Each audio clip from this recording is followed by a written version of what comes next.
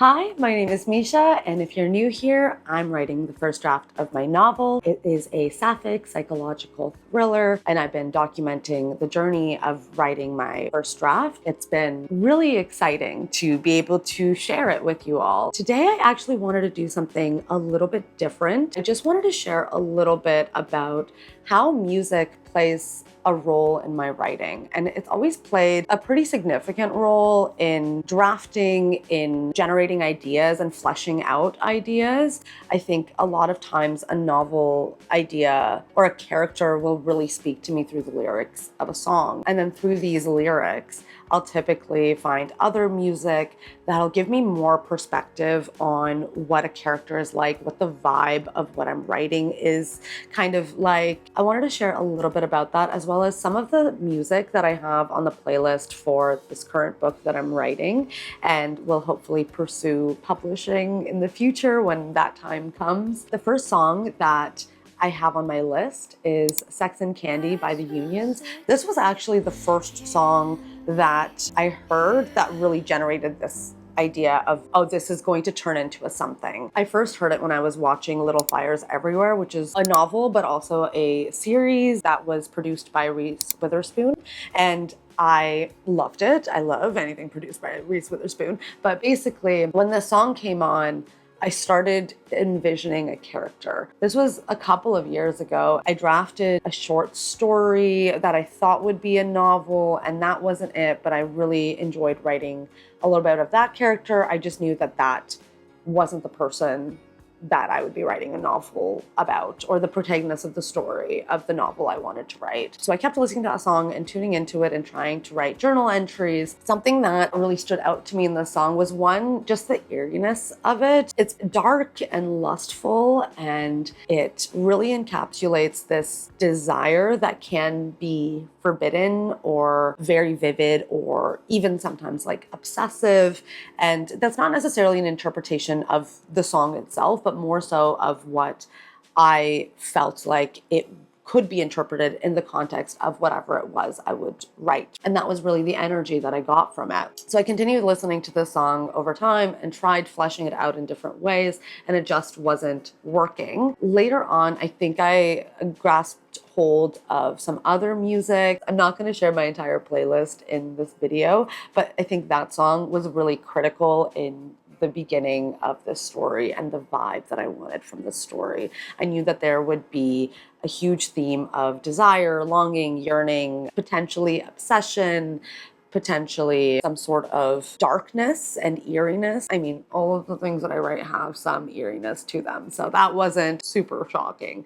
But I also saw my character for the first time when I was listening to it, so I knew exactly what she would look like, and that character has sort of stayed with me over the course of, I guess, a year and a half, when I tried to write her a billion different times, and it just did not stick. It did not work, and I didn't know what I was doing wrong, but I know that the process is very long-winded usually before I actually start drafting and feeling good about the direction of the story. Patience is always key in the beginning phase. I actually created a different concept for a story, and it was about someone who was labeled as a murderer, but it was very ominous to the reader whether she had committed this crime or not. However, she got a lot of success from it through her art. Her art really took off from the success, and it was a story about her playing with this image that was portrayed of her in the media. So that was the original concept that I had. What it is now is so different. It's actually ridiculous. I tried writing that, and I wrote a couple of chapters of that story, and I was like, this could be good, but this isn't it. This isn't the character. This isn't the story. And while I like that concept, some ideas, you get them and you're like, this isn't it, when you try fleshing them out. So the concept of this story is completely different than the one that I had initially envisioned for it to be. But the character, the element of her being unreliable had really stuck, and it has stayed for this story as well, which is why I also chose to write it in first person, because I think diving into her psyche is important for the reader as well, just to kind of feel a little bit conflicted about her sometimes. I am also recently back in my Halsey era. I love Halsey. She just writes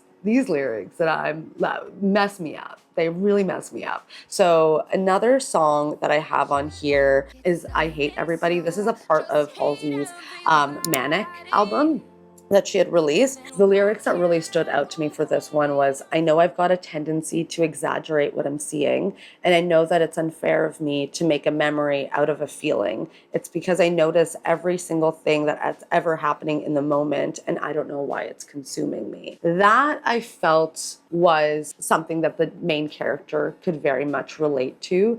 And so anytime I kind of tap into lyrics and I'm like, that is her voice. That is kind of something that she is grappling with. She's clearly someone who is very sensitive and emotionally in tune with people's feelings, maybe absorbs them, maybe feels a level of responsibility for other people's emotions. This also gives an element of her unreliability as a character because it talks about making a memory out of a feeling, and it's something that she firmly believes, but it might not ring true to the reality of the situation. And I thought that that was a really interesting and aligned verse to kind of tie in to this character as well. When I find music that really aligns with characters, I'll typically just add it to a playlist. I probably should make playlists for each character, but I don't. I just go through this one playlist that I have and then pick the songs. And then I listen to them on repeat typically for the scenes, or as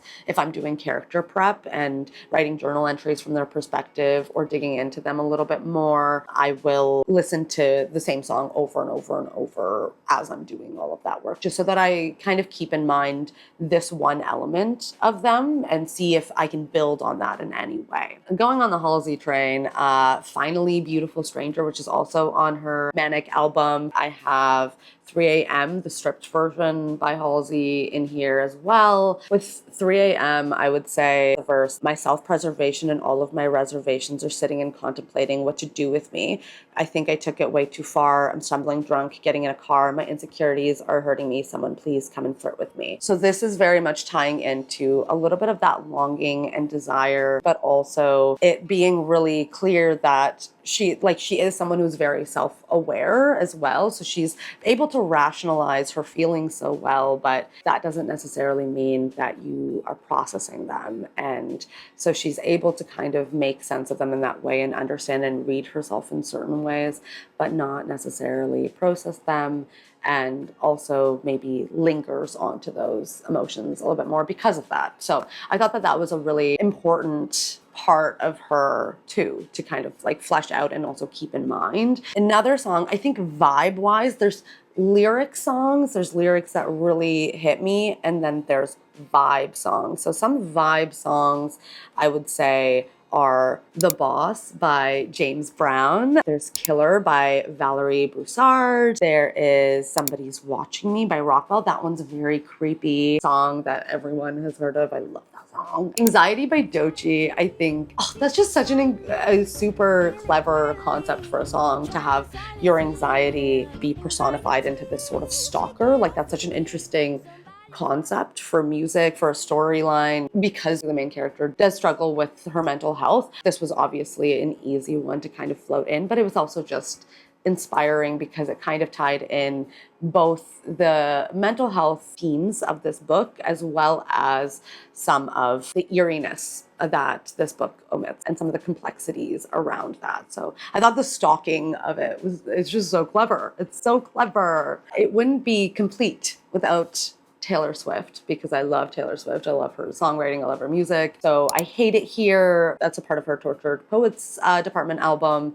And I Look in People's Windows. Those ones felt very important. There's a lot of songs about being really discontent with your current state of reality and a form of escapism in whatever way, whether it's through yearning for someone else or reflecting on a past or examining your life or other people's lives and dissecting what your current life looks like and what you regret, and ruminating on regrets rather than focusing on your present day or what you can change. So there's an element of that that's very clear within the story, especially in the first part. I will also say River by Leon Bridges. I just love this song. It's such a good vibe. Puppy by Charlotte Cardin. It's just got such good imagery and it really encapsulates freedom in so many ways. Even just the beginning of the song, it makes me think of putting my head out of a window and just like being liberated from something or free from something. And that is also like something that I listen to for certain scenes. And when I want a certain vibe, I just really love how clear and vivid the imagery of this song is. Us and Pigs by Sophia Isela. This one, I really clung on to the lyrics. So burn the witch alive, drink our dirty water, be prepared for the Mississippi slaughter. Your mistress gets a pass because your wife can't find out. I guess we were just being a little loud. Shut us up and put apples in our mouths, but pull your own daughter out from the lineup. I think I see Sophia Azela's music a little bit in parallel to Paris Paloma's. I listen to like Labor, that's a part of this playlist as well by Paris Paloma, and also As Good a Reason. The lyrics from As Good a Reason, that really stuck with me where she said, every time you are succeeding, there's an old man somewhere seething, and spite's as good a reason to take his power. When you hate the body you are in, oh love, you're acting just for him. And he counts his gold and green in his ivory tower. There's a lot of patriarchal themes. There's a lot of themes about breaking certain norms, revisiting, you know, where have I kind of gone a certain way because that is what is expected of me and what is good for me to do, rather than feeling aligned with where I need to be right now. So there's some elements of that within this book as well. I also have Silver by Nick Nim, which I think is a very sexy song. I have Good Luck Babe, obviously, by Chappell Roan. The playlist here is quite long, but I just wanted to share a couple of songs that really stuck with me and that also helped pinpoint certain characters and helped me flesh them out a little bit more. So that's kind of some of the music that I have on my writing playlist for this particular novel.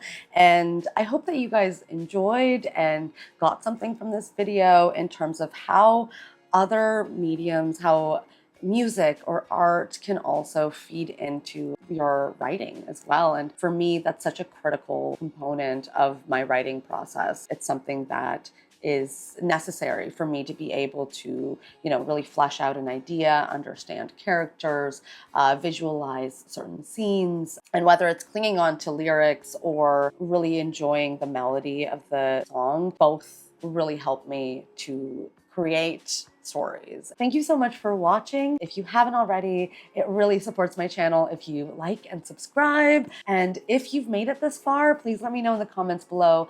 Does music play a really important role in your own writing, or do other forms of art do that? I also make vision boards for my stories. So there's a lot of visual components that support it, as well as the audio components that really help my own writing, because I feel like art supports art and it's a beautiful thing. So anyways, thank you so much for watching and I'll talk to you all very soon. Bye.